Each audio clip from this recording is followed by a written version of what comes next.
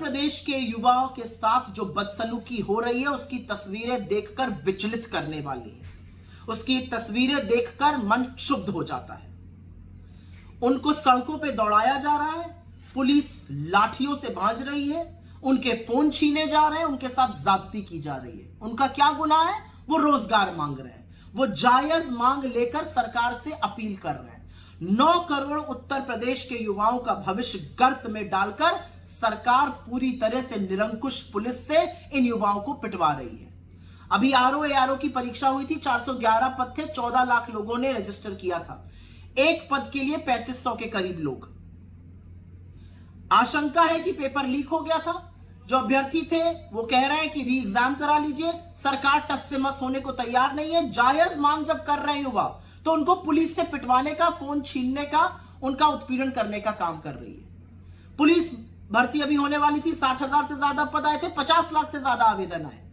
Paper leak हो गया, साल भर की मेहनत बर्बाद, साल दर साल की मेहनत बर्बाद। वो तो भला हो राहुल गांधी जी का, वो उत्तर प्रदेश में भारत जोड़ो न्याय यात्रा लेकर थे, उन्होंने डटकर आवाज उठाई, युवा भी उनके साथ खड़े हुए, री एग्जाम कराने की घोषणा की गई, कैंसिल किया गया।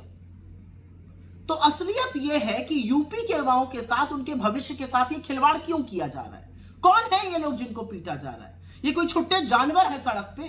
अरे ये देश के युवा है, ये देश का भविष्य है। ये वो लोग हैं जो साल दर साल मेहनत करते हैं, फिर आवेदन पत्र खरीदते हैं, फिर गाजर मूली की तरह बसों और ट्रेनों में भरकर नौकरी के लिए एग्जाम देने जाते हैं। और जब एग्जाम दे देते हैं तो पता चलता है पेपर माफिया ने पर्चा लीक कर दिया, भविष्य जो है वो गर्त में चला गया।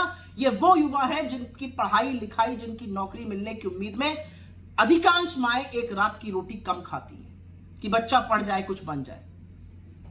और इन्हीं के खिलाफ उत्पीड़न कर रही है योगी मोदी सरकार। यही डबल इंजन की असलियत है।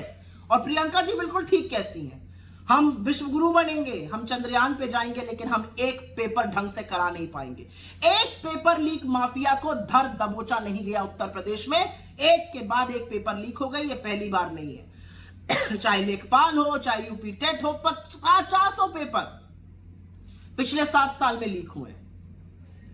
अंत में एक बात जरूर कहूंगी, इस सरकार की कोई गारंटी हो ना हो, नौकरी की गारंटी नहीं है, लेकिन अगर नौकरी मांगोगे तो मोदी की यह गारंटी है कि लाठी से पीटे जाओगे। और अगर वहां कसर रह गई तो उसको योगी पूरी कर देंगे।